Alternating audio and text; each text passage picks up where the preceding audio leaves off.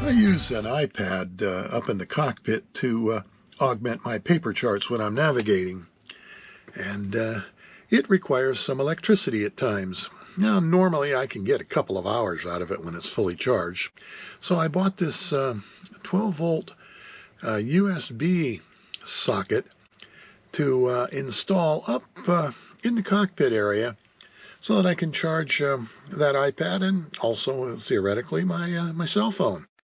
Now, there is a USB plug over here at the nav station, and it works fine. It is tied into the cabin lights circuit. The problem with this one that I was trying to solve by installing the new one was this is a long run from here all the way out up the companionway and over to the cabin top where the iPad sits. We'd end up with a cord running across everything. It just didn't make a lot of sense. There is an additional USB plug here on the starboard side of the main salon, but it's tied into the 110 volt circuit, so it's handy to have when we're in port, but really doesn't do me any good when I'm underway. So I am thinking that what I'm going to do is mount this socket right here. There's a hole here which I've got very tastefully covered with a fender washer and a bolt. But this is where the old T shutoff handle used to be for the old Volvo engine. The new engine has an electric solenoid for the shutoff. So I patched the hole very tastefully there. But my thought is, you know, why couldn't I put this right here?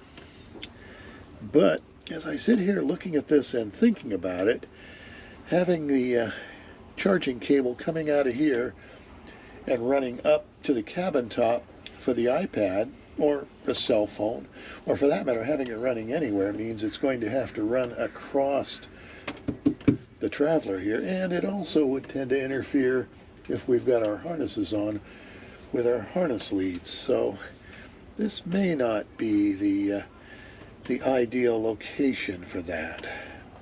You know, that said, if I was just using the iPad sitting in the cockpit back here, it'd be fine. But the majority of the time that we do use that iPad, it's for navigation, and the majority of the time it is sitting up here on the cabin top.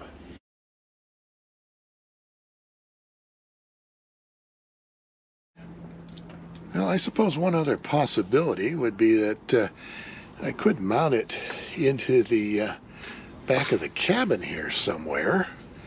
That would avoid the issue with the wire having to run across the Traveler or interfering with the safety harness eye.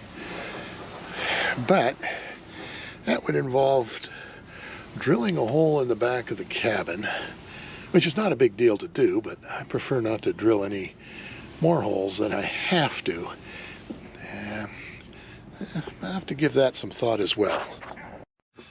I suppose the other reasonable place would be to mount it on the back of the instrument cover here. If I do that, then the wires could run from the plug just up and out of the companionway and straight up to either my cell phone or my iPad.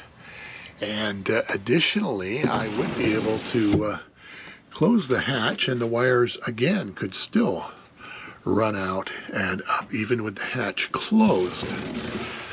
That might be a good candidate. I'm gonna have to give these things a bit of thought. If I were to mount this up here in the cover, yeah, it looks like that would fit.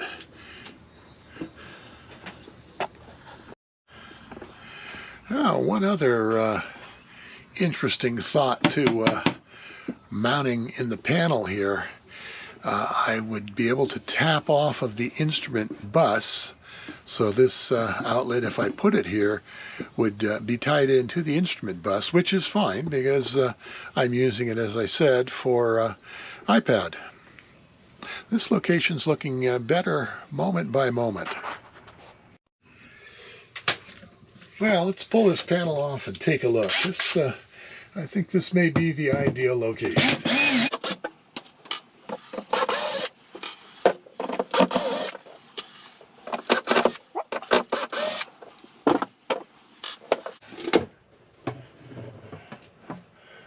Yeah, we've got the instrument bus right there.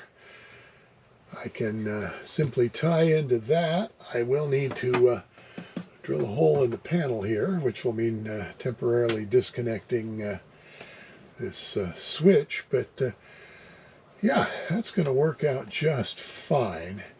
And I think what I'm going to do is mount the piece down a little bit lower here, just to keep it a skosh away from the compass. It doesn't seem to be magnetic. It doesn't seem to be affecting it.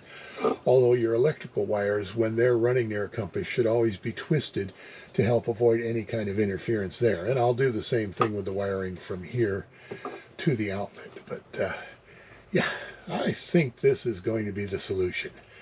Just need to take this panel home to the shop so I can drill a proper hole for it.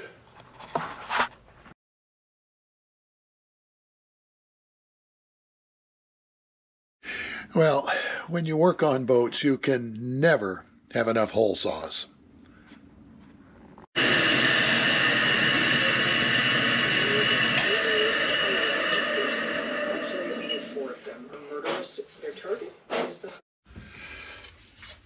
Well, let's see how we've done here.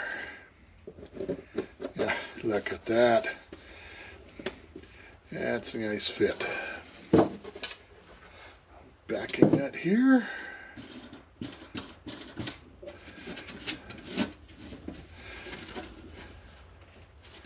Yeah, we're going to get that squared up, because it'll just bug me no end if I don't have it perfectly aligned. There we go. All right. I think that's going to do the job quite nicely. Well, I guess the next step is to head back down to the boat and get this mounted.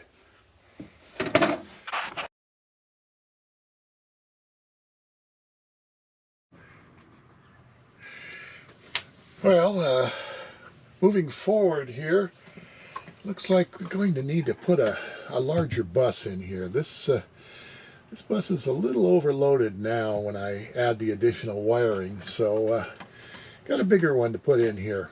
So we'll take this apart, get the new one mounted, and then finish up our wiring and install our new USB plug.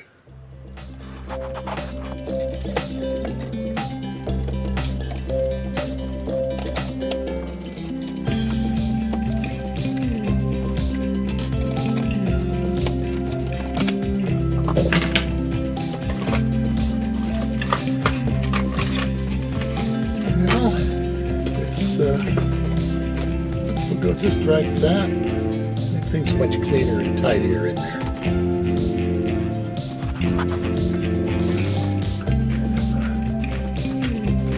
Mark some screw holes.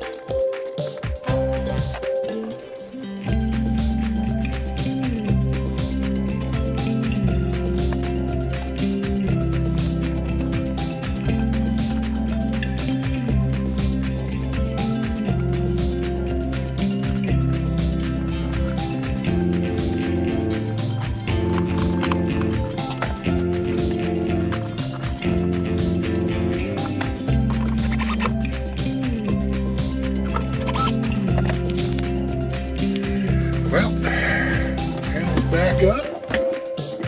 I guess it's time to turn the power on. instruments on. This thing has a little on-off switch. Look at that. Shows me voltage, and I've got the two different USB plugs. And I don't remember what they're called, but there's the smaller one and the regular one. Compass light is functional, and the instruments are up and working. So I guess the next thing would be to plug something into this and make sure that it is charging. Being an old school guy, I just happen to have an old, what is this? I call it an iPad. Actually, I keep calling it a Walkman. I really date myself. And we are charging. Well, that's most satisfying. So this is now wired to the instrument bus.